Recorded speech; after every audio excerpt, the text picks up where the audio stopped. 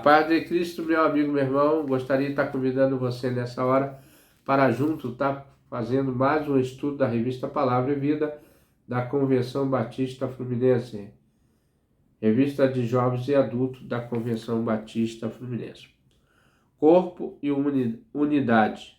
Estamos estudando nesse quarto trimestre de 2023, cartas de Paulo aos Coríntios. Quem escreveu esta lição dessa revista é o pastor Afonso Miranda, pastor e diretor acadêmico da Faculdade Batista do Rio de Janeiro e também professor externo no programa de pós-graduação em Cognição e Linguagem da Universidade Estadual do Norte Fluminense. Irmãos, nós estamos estudando aqui, a segunda lição, e ela tem como título A Luta pela Comunhão. E o texto base dessa lição é 1 Coríntios 1, 10 e 4, 21. É o que nós estaremos fazendo a leitura agora, 1 Coríntios 1, 10. Só um instantinho aqui, irmãos. 1 Coríntios 1, 10. Rogo, porém, irmãos, pelo nome do nosso Senhor Jesus Cristo, que digais todos uma mesma coisa, e que não haja entre vós dissensões. Antes sejais unidos, em o mesmo sentido, em o mesmo parecer. Agora também nós vamos ler 4, versículo 21. Que quereis? Irei ter convosco com vara ou com amor de espírito e mansidão? Vamos estar orando, agradecendo a Deus por mais uma lição. Pai querido, Deus eterno, soberano Deus, Pai de nosso Senhor e Salvador, Senhor Jesus Cristo, agora invocamos teu nome, agradecendo, Senhor, nos dê a tranquilidade, nos dê conhecimento, unja-nos, ó Deus, com teu óleo santo, ó Pai, e nos dê sabedoria para explanar a sua santa e bendita palavra. Em nome de Jesus, nós queremos te agradecer para tudo sempre. Então, irmãos, a luta pela comunhão. Antes de nós entrarmos no texto propriamente dito, irmãos, nós vamos aqui trazer agregar conhecimentos, irmãos, a parte aqui, nós vamos falar sobre aonde estava inserida essa igreja, na cidade de Corinto. Corinto era um dos principais centros comerciais do Império Romano. Era uma cidade portuária, situada entre dois portos, Cencreia e o Mar Egeu. Romanos 16, versículo 1, Léucio, no Mar Adriático. Sua situação geográfica possibilitou seu desenvolvimento comercial nas artes e nos equipamentos usados naquele tempo.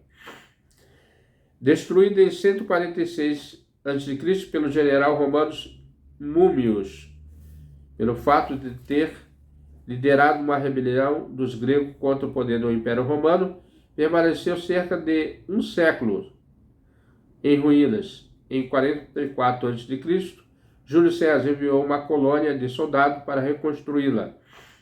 A cidade passou a ser a sede da província romana da Acaia. A cidade tinha duas divindades como padroeiras, Poseidon, deus do mar, e Afrodite, deusa do amor sexual. O culto a Afrodite, segundo historiadores, incluía a prostituição sacerdotal como parte da liturgia. Cerca de 1000 sacerdotes praticavam o sexo sacerdotal durante a liturgia e adoração à deusa. Pode-se imaginar como seria o comportamento moral da cidade como um todo.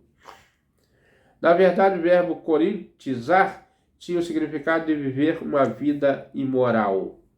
Boa parte dos estudiosos do Novo Testamento acha que a descrição de Romanos 1, 18 e 32 foi uma espécie de retrato falado da vida moral da cidade. Não é sem razão que Paulo teve de abordar tantos problemas na área, Então, só mais para agregar conhecimentos, irmãos, esse relato que está aqui nessa coleção de a Bíblia toda de Darcy Duzilek, né? É só mais para agregar conhecimentos aos irmãos sobre as cartas de Corinto e aonde essa igreja estava. Na semana que vem, se Deus permitir, nós vamos falar sobre a igreja de Corinto, né?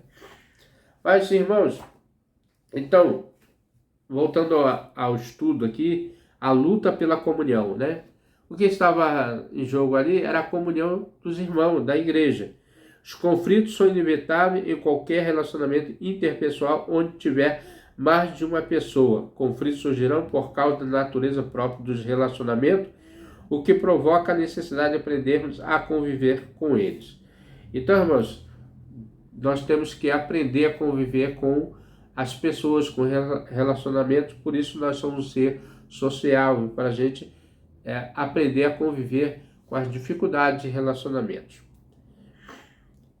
Entre irmãos, casal, colegas e amigos, conflito é parte da existência humana desde o pecado entrou no mundo. Como sobreviver aos conflitos, transformar em crescimento em vez de enfermidade para relacionamento? Paulo vai abordar esta questão nessa sessão de 1 Coríntios, em função do acentuado grau de distúrbio interpessoais daquela igreja.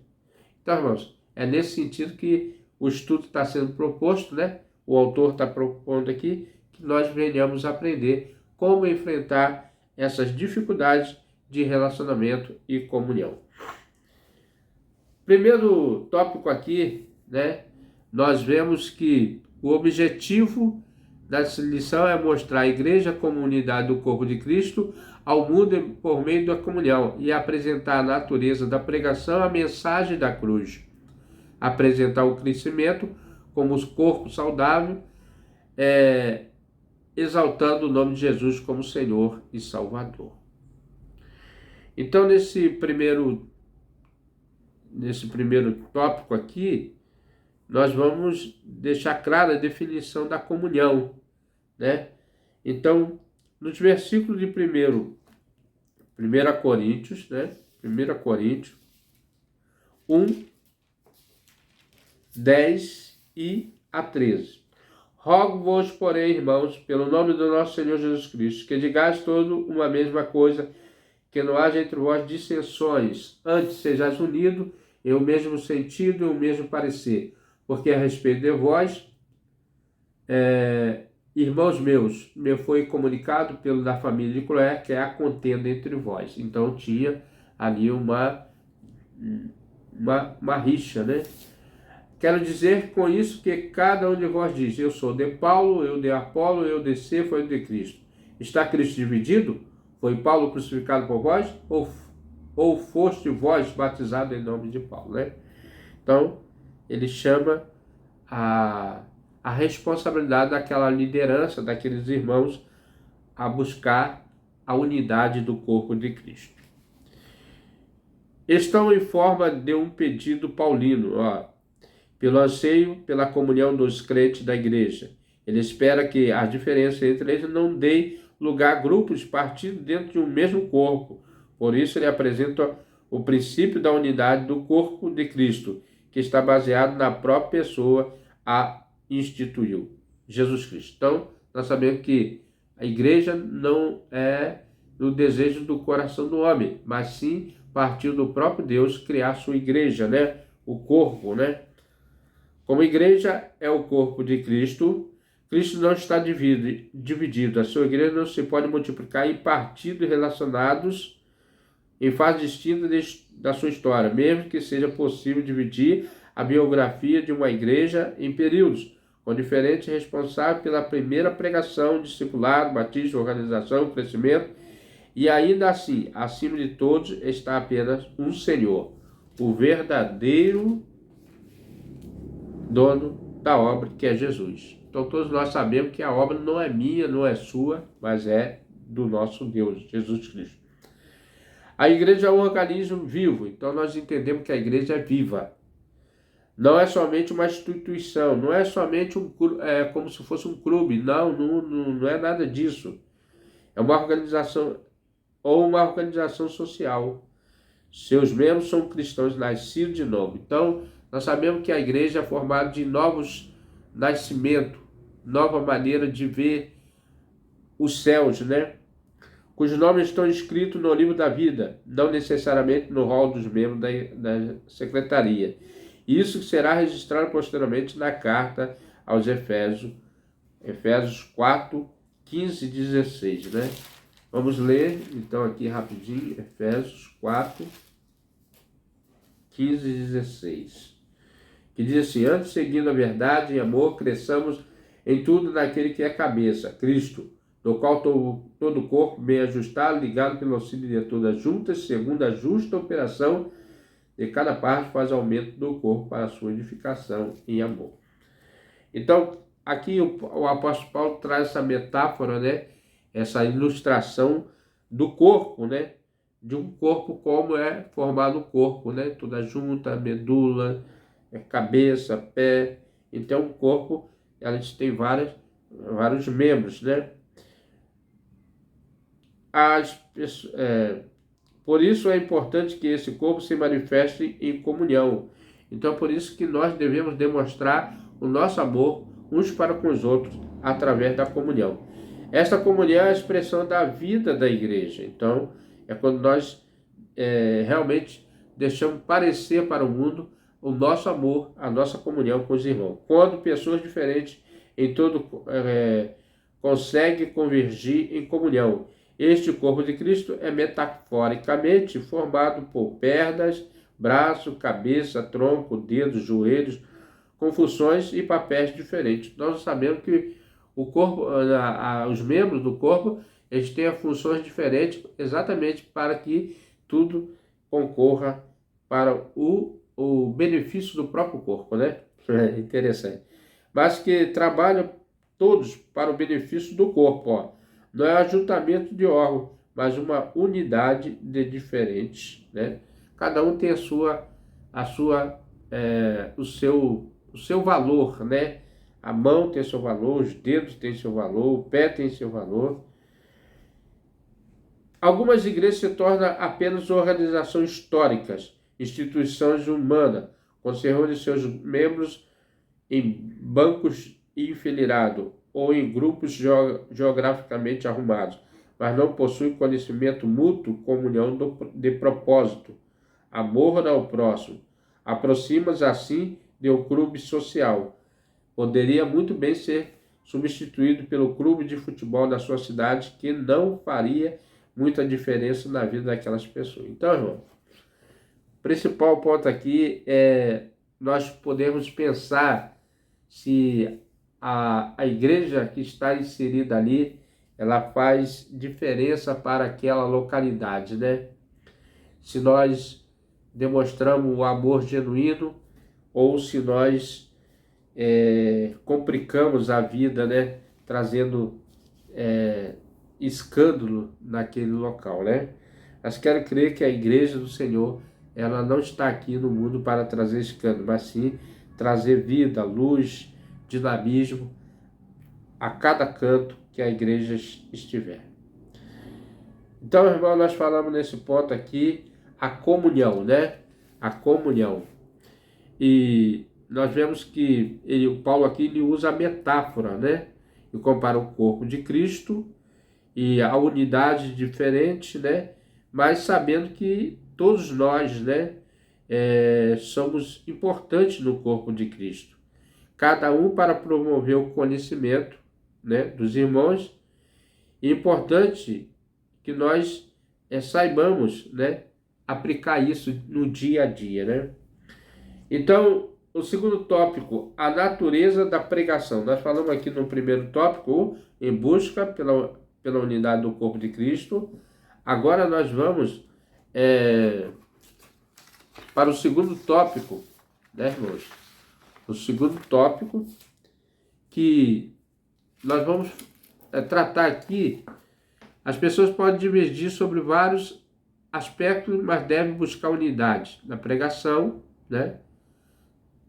A mensagem em torno da cruz, a mensagem de humildade, a mensagem espiritual, a mensagem bíblica, a mensagem para a eternidade, a mensagem cristocêntrica, a mensagem poderosa. Então, a pregação da cruz, ela traz esse sentido, né? Da humildade espiritual, bíblica para a eternidade, cristocêntrica e poderosa, né? Essa se torna uma mensagem poderosa. A natureza da pregação é a mensagem da cruz. Um dos elementos essenciais da busca pela unidade é o conteúdo da mensagem da igreja, né? A igreja, ela tem como mensagem central Cristo, né? Nós vamos ver isso. Ela traz sentido de profundidade com o amor de Cristo. Vamos ler aqui 1 Coríntios, né? 1 Coríntios 1. 1 Coríntios 1.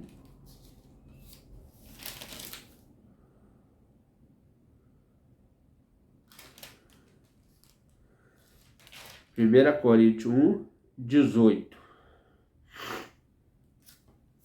Porque a palavra da cruz é loucura para os que perecem, mas para nós, que somos salvos, é poder de Deus. Então nós sabemos que para nós, cristãos em Cristo, a palavra da cruz não é loucura, mas é poder de salvação, é poder de vida, é poder de crer no poder de Deus e é ter a certeza, a convicção que nós somos chamados para seguir a esse Deus maravilhoso.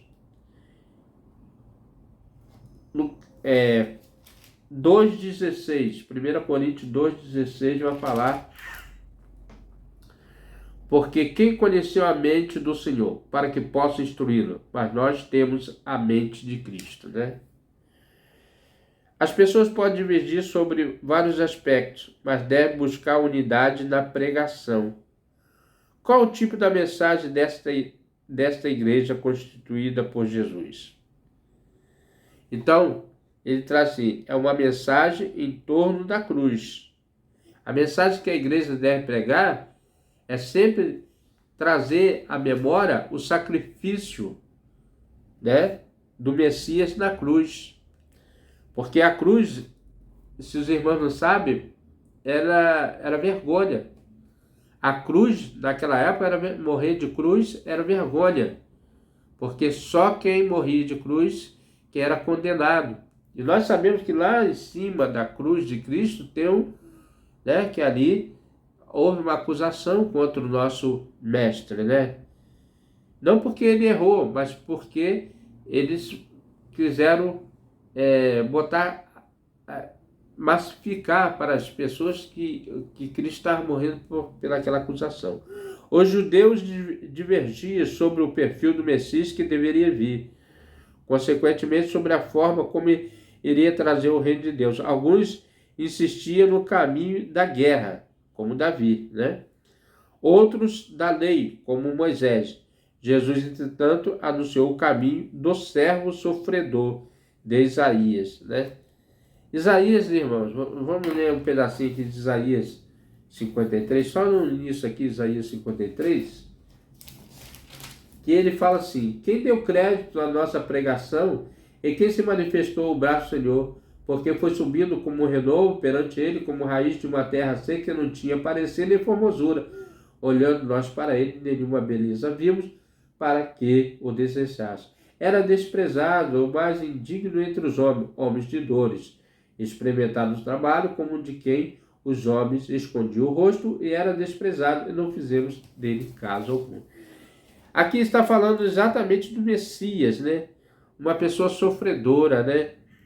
Com isso ele deu o tom do seu ministério. Sua mensagem focaria na cruz, no sacrifício, no sangue derramado, né? Sem derramamento de sangue não há remissão de pecado, né? Em vez da forca e da violência, como seu mestre, em vez da sabedoria do mundo, a igreja deve pregar a mensagem da cruz, né? Que é loucura para os gregos, que é loucura para muitas pessoas, mas para nós é pura alegria, né? Porque foi através dela, o sofrimento de Cristo, que nós tivemos a redenção. Uma mensagem de humildade. O mundo valoriza o poder e a força dos argumentos valoriza o conhecimento, o diploma, valoriza a riqueza, a glória, né? Tudo oposto do ensinamento de Cristo. Valoriza o status, o poder. Curiosamente, Deus inverte a lógica do mundo e promove o fraco, o humilde, o simples, o pobre, desprovido e doente, né? Então, sabemos que Deus não vem chamar os ricos deste mundo, né? Deus sábios, mas os humildes, né? Porque deles ditados é o reino dos céus, né? Nós temos de Paulo, ele escolheu as coisas loucas do mundo para envergonhar os sábios, escolheu as coisas fracas do mundo para envergonhar os fortes. 1 Coríntios 1, 28. Vamos ler. 1 Coríntios 1, 28. E Deus escolheu as coisas vis deste mundo e as desprezíveis, e as não são para aniquilar as que são. Então, a igreja, enquanto corpo de Cristo, precisa buscar este mesmos valor. Então, nós devemos buscar o que é simples, o que é bom, o que é humilde, o que é honesto, né? E aí nós estaremos fazendo a vontade do Senhor. Uma mensagem espiritual. Então, a mensagem da igreja, a mensagem da cruz, ela traz isso, uma mensagem espiritual. A base da nossa fé é no poder de Deus, naquilo que os olhos não podem ver, né? Muitas pessoas não creem em Deus porque não vê fisicamente Deus, né? Mas nós não vemos Deus fisicamente, mas vemos pela fé que nós cremos, porque nós sabemos que sem fé é impossível agradar a Deus. Sem fé não se aproximamos de Deus, né? E as coisas que procedem do alto. Com isso, nosso alvo deve ser buscar a mente de Cristo. Uma mente perfeita, uma mente completa é a mente do nosso Senhor, né? Porque imagine, quem criou tudo isso, se não o nosso Senhor, né? Que criou os céus e a terra e todas as coisas que nele há. 1 Coríntios 2,16, acho que já lemos já, né? Mas vou ler outra vez, né? Porque quem conheceu a mente do Senhor para que a possa instruí-lo? Quem conheceu a mente de Cristo que possa instruir, que dá ensinamento? Pelo contrário, ele que nos manda ensinamento para a nossa mente, né? E o que eu estou pronunciando aqui, com certeza é ele que dá força para que nós entendamos o propósito dele aqui nesse mundo, né? E cresçamos na estrutura do varão perfeito.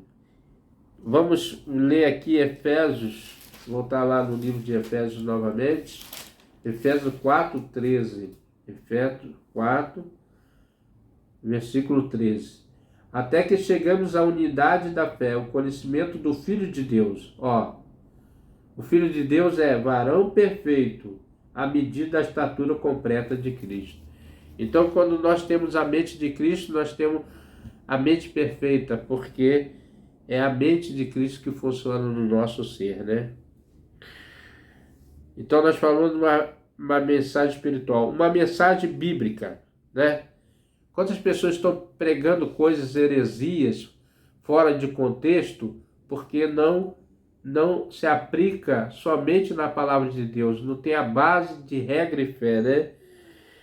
A revelação bíblica é o fundamento da pregação da igreja. O que é um fundamento, irmão? O fundamento é uma base, uma estrutura, que ela se mantém de pé, que ela se mantém firme, porque a base é a pregação da igreja, a revelação bíblica, né? E ela prega o que Deus inspirou aos profetas. Na Bíblia contém inspiração divina, que foram falados pelos profetas, através dos profetas. Revelou aos salmistas e entregou aos apóstolos, e falou através do Filho encarnado. Lá no Evangelho de João fala, e o Verbo se fez carne e habitou entre nós, e vimos sua glória como a glória do unigênito Deus Pai. Todas as coisas que foram criadas foram através do Filho de Jesus Cristo. Ele estava lá no início da criação, né? É só reportarmos para Gênesis, logo no início ali, que vamos ver Deus juntamente com o Pai e o Espírito Santo criando Jesus, né? Criando com o Pai e o Filho e o Espírito Santo, ali a Trindade, né, fazendo criação do mundo. 1 Coríntios 3, 11, 12. 1 Coríntios 3, versículo 11 e 12. Porque ninguém pode pôr outro fundamento, além do que já está posto, o qual é Jesus Cristo. Então, Jesus Cristo é a base fundamental, a pedra angular, né? É a rocha, né? E muitos têm se escandalizado nessa rocha, né? Porque qual o escândalo? Porque ele não se firma na verdade, né? Cristo é a verdade, né? E tudo aquilo que é mentira, tudo aquilo que é falsidade, não se sustém na verdade, que Cristo é a verdade, né? E se alguém sobre este fundamento formar um edifício de ouro, prata, pedras preciosas, madeira, feno, palha. E diz aqui que sofrerá o dano, né? Então nós vemos que muitas pessoas têm feito altares a essas imaginações do coração do homem, que são os seus deuses, né? A sua criação de mente. Mas nós temos o Criador, que é Jesus Cristo, né? O Senhor da igreja, na verdade. Então, elas têm uma mensagem bíblica, uma mensagem para a eternidade. A mensagem bíblica, a mensagem da cruz, ela não para aqui. Ela vai continuar ecoando de geração em geração até a eternidade, né? A mensagem da igreja não mudará. Ela é a mesma ontem, hoje e amanhã. Quer nos tempos medievais ou no mundo contemporâneo. A mensagem do amor de Deus ao mundo de Deus nunca será ultrapassada pelo tempo, né? Então, irmãos, essa mensagem que foi pregada há sei quantos anos atrás, ela sempre vai permanecer, porque Cristo não muda, Deus não muda, Deus é amor eternamente, né? Então, 1 Coríntios 2, 7, que diz assim, 1 Coríntios 2, 7 diz assim: mas falamos a sabedoria de Deus, oculta em mistério, a qual Deus ordenou antes dos séculos para a nossa glória. Então, antes de todas as coisas, essa palavra já estava ordenada e ela seria cumprida através dos tempos. Uma mensagem cristocêntrica. É Cristo no centro da mensagem, é Cristo realmente voltado para o autor, né? Qual é o autor da nossa fé? Jesus Cristo é o autor da nossa fé. Jesus Cristo é o autor da criação. Jesus Cristo é o autor do mundo que criou todas as coisas, né? Podemos falar de muita coisa durante a nossa pregação, mas tudo o que viermos a falar precisa de alguma forma girar em torno de Cristo, né? 1 Coríntios 2, 2. Então diz aqui: porque nada me propus saber entre vós senão a Jesus Cristo, este crucificado, né? Ele é o centro do nosso culto. Nós prestamos culto a Cristo, não há outro Deus, né? De nosso projeto, nossa pregação, como dizia Lutero, se não revelar Cristo, a mensagem não passa de palha. A Bíblia é uma manjedoura, na qual está contido Jesus Cristo. Se não encontrarmos, só temos palha, né? Lembra que Jesus foi botar na manjedourazinha, né? Ali aí o Lutero, né? Ele está falando que se não tiver Cristo nessa mensagem, né? Lá na manjedoura só vai ter palha. Uma mensagem poderosa. Então nós vemos que a mensagem da cruz é uma mensagem poderosa. Você já ouviu algumas pessoas falando assim que de transformação, de cura, de bênção, que tinha uma vida totalmente errada, mas quando aceitou Cristo, tudo se transformou? É porque essa mensagem é poderosa para transformar. O Evangelho e a cruz é a mensagem que opera a salvação dos homens e mulheres. 1 Coríntios 18 a 24. Né? A palavra da cruz é loucura para os que perecem, mas para nós que somos salvos é o poder de Deus. Porque está escrito: destruirei a sabedoria dos sábios, aniquilarei a inteligência dos inteligentes. Onde está o sábio? Onde está o escriba? Onde está o inquiridor desse século? Porventura não tomou Deus louca a sabedoria deste mundo? Visto como a sabedoria de Deus, o mundo não conheceu a Deus pela sua sabedoria. Aprove a Deus salvar os crentes pela loucura da pregação. Porque os judeus pedem sinal, os gregos buscam sabedoria, mas nós pregamos a Cristo crucificado, que é escândalo para os judeus, loucuras para os gregos. Mas para nós que somos chamados, tanto judeus como gregos, lhes pregamos a Cristo, poder de Deus, sabedoria de Deus, né? Então, irmãos, o Evangelho tem poder de transformar. Curiosamente, apesar da poderosa, essa é a palavra de escândalo para a sociedade, né? Quando muitos têm se escandalizado. Ela é considerada loucura por alguns, fraqueza para outros, mas para aqueles que creem, ela é o poder de Deus em ação, né, irmão? Olha só, né? Então, nós que somos salvos, nós que cremos em Cristo, na salvação, cremos na vida do nosso Messias, é o poder de Deus em ação, né? Então, nós falamos aqui, irmãos, no primeiro tópico, a busca pela unidade do corpo de Cristo.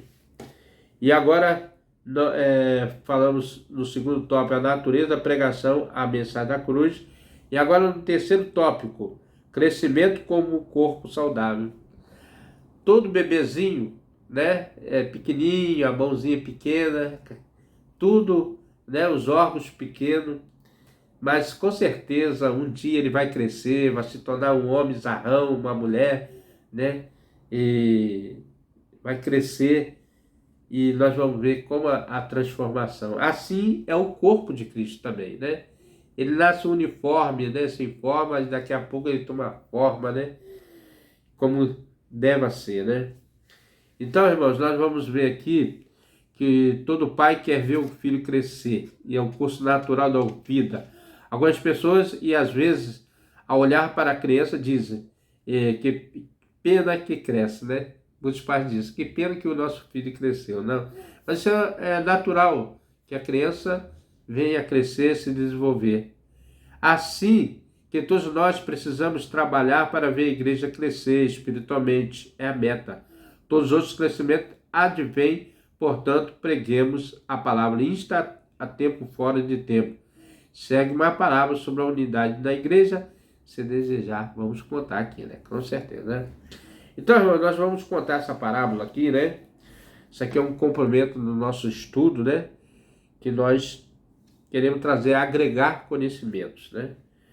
E diz assim, há muito tempo atrás, em uma carpintaria, quando todo o trabalho havia acabado, as ferramentas começaram a conversar entre si. Então, quando o dono da carpintaria lá deixou as ferramentas, elas mesmas começaram a querer se exaltar umas sobre as outras, né? E dizendo assim, ela discutia para saber qual delas era mais importante para o carpinteiro, né? E o martelo começou, certamente que sou eu o mais importante para o carpinteiro. Sem meus móveis não ficaria de pé, pois eu tenho que martelar os pregos. E o serrote logo quis dar sua opinião. O senhor martelo? Você não pode ser. Seu barulho é horrível, ensurdecedor. Fico ouvindo toque, toque, toque. O mais importante sou eu, o serrote. Sem mim, como carpinteiro serra a madeira, eu sou o melhor. Não, não, falou a dona Lixa. Eu sim sou a melhor. Se não fosse eu, os móveis não seriam tão lisinhos e perfeitos. Eu sou mais importante. Ah, mas não é o mesmo, disse a dona Prânia. Eu é quem deixo tudo retinho e tiro as imperfeições da madeira.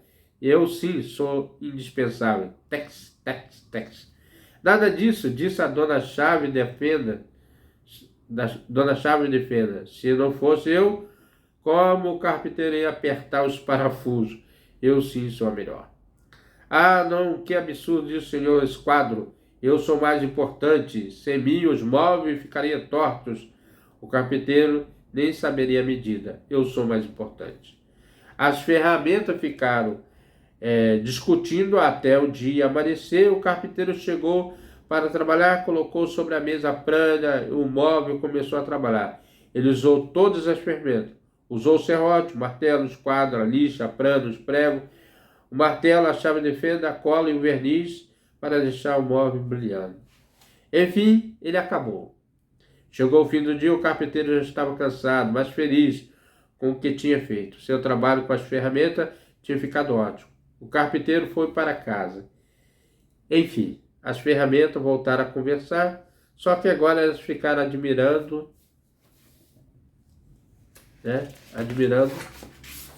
o que tinha feito todas juntas e o carpinteiro. E sabe o que elas fizeram? Um púlpito para anunciar o Evangelho de Jesus Cristo, que tinha ficado lindo. Elas chegaram a uma conclusão. Todas eram importantes aos olhos do carpinteiro. E usou todas, sem exceção de nenhuma. E o móvel tinha ficado lindo. E elas descobriram que, quando todos trabalham juntos, tudo ainda é melhor.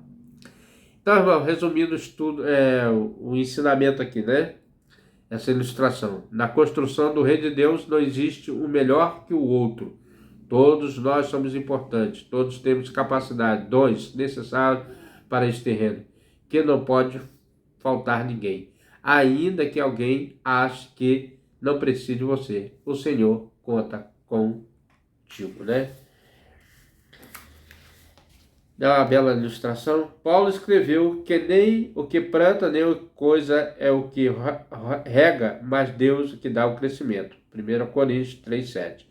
Com isso, introduz o tema do crescimento do corpo, né?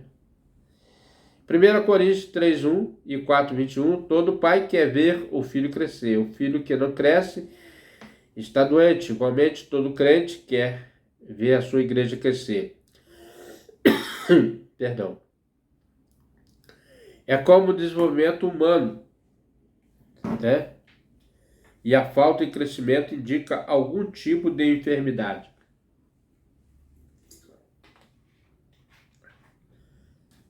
É verdade que os crescimentos não são iguais. Algumas crescem mais que as outras e outros menos. Então isso aqui é um processo natural do crescimento, né? Como os pais têm seus filhos, uns vão crescer mais, outros menos.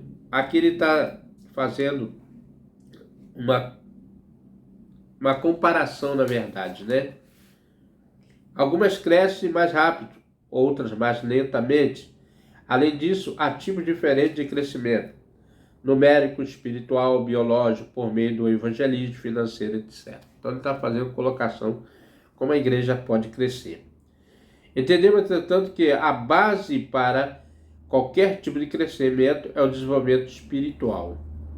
Então, a base do crescimento da igreja é uma igreja espiritual, né? Justamente porque o crescimento numérico, financeiro, por sua vez, desprovido do espiritual, é apenas inchaço do corpo, deformidade. Deformidade em uma perna ser maior do que a outra, uma mão ter mais dedo do que a outra. Todos crescem quando há saúde. Quando há uma parte apenas cresce, é sinal de enfermidade.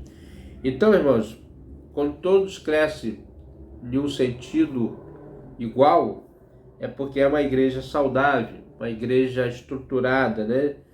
Uma igreja que não tem arestas para tirar. Ainda seguindo a orientação de Paulina, nessa sessão, quando a igreja entende que ela é propriedade exclusiva de Deus, né? Tem pessoas achando que a igreja é dele, e se rende à sua ação. Desenvolvimento se torna natural, como a árvore que cresce às margens de um rio, tranquilo, né? Agora fez lembrar aqui do Salmo 1, né? Vamos ler aqui Salmo 1, logo aqui no início, o Salmo 1, né? Salmo 1, aqui rapidinho, né? Feliz o varão que não anda segundo o conselho dos ímpios, nem se detém no caminho dos pecadores, nem se assenta nas rodas dos escarnecedores. O 3 diz assim: Pois será como a árvore plantada junto a ribeiros de água, da qual dá o seu fruto na estação própria, cujas folhas não caem, e tudo quanto fizer prosperará. Então, lembrando aqui, né, essa colocação, né, a árvore que cresce às margens do rio, tranquilo, né, ela vai dar seus frutos na estação própria, né, as suas folhas não caem porque estão sempre viçosas. Mas a importante tarefa de uma igreja que cresce é exaltar a Cristo como Senhor. Então, a igreja ela tem que exaltar a Cristo como Senhor. Isso significa entregar as chaves da igreja para Jesus e deixar bem claro, na fala, na prática, que ele é dono da igreja. Nenhum homem ou mulher pode tomar o lugar de Jesus como proprietário da igreja. Devemos ser uma igreja que cresce submetida a Jesus, fazendo a sua vontade, anunciando a coragem, a palavra. Lembra que o que eles discutiam? Eu sou de Paulo, eu sou de Pedro, eu sou... Não, a igreja, nós somos de Jesus, irmão. Nós pertencemos ao único Senhor, que é o Senhor Jesus Cristo, né? Ainda que esteja pastores da sua igreja, que você, claro, você vai respeitar a autoridade eclesiástica, né? Você está ali como obediente também, mas o nosso sumo pastor é o Senhor Jesus Cristo. Irmãos, nós vamos concluir essa lição, né? Trazendo assim, na sua oração, o apóstolo Paulo pediu unidade e não padronização. Não precisamos ter todas as mesmas caras, nem a mesma forma de servir a Deus, mas devemos todos proclamar a mensagem do Evangelho, né? A mensagem da cruz. A semelhança e forma, padronização. Unidade é ter propósito e testemunho em comum, né? Isso foi o conteúdo da oração de Jesus por sua futura igreja. Minha oração não é apenas por eles, rogo também por aqueles que crerão em mim, por intermédio da sua palavra, da mensagem deles, para que todos sejam um, como tu estás em mim, eu em ti, que eles também estejam em nós, para que o mundo creia que tu me enviaste. Então, irmãos, como igreja, devemos pregar, né, a mensagem em torno da cruz, a mensagem da humildade, a mensagem espiritual, a mensagem bíblica, a mensagem para a eternidade cristocênica e uma mensagem poderosa. Que nós tenhamos, né, nessas lições maravilhosas que o apóstolo Paulo traz dessa igreja que todos concordam que foi uma igreja problemática, mas também uma igreja vitoriosa ao mesmo tempo, porque eles tiveram coragem para consertar os seus erros. Que nós, como igreja, também tenhamos coragem para consertar os nossos erros.